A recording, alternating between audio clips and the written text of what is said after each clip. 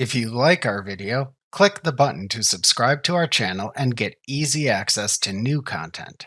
To see our full suite of ad-free video courses, instruction manuals, and quick reference guides, visit us at www.teachucomp.com.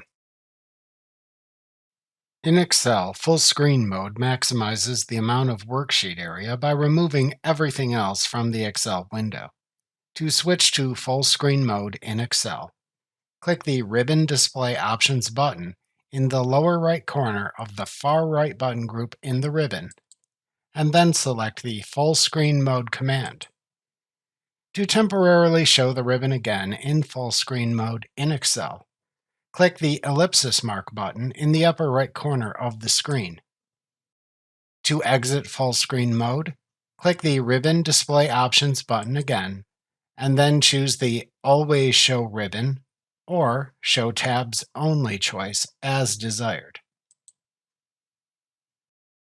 Remember to click the subscribe button to see more of our videos. See our full suite of courses, instruction manuals, and quick reference guides at www.teachucomp.com.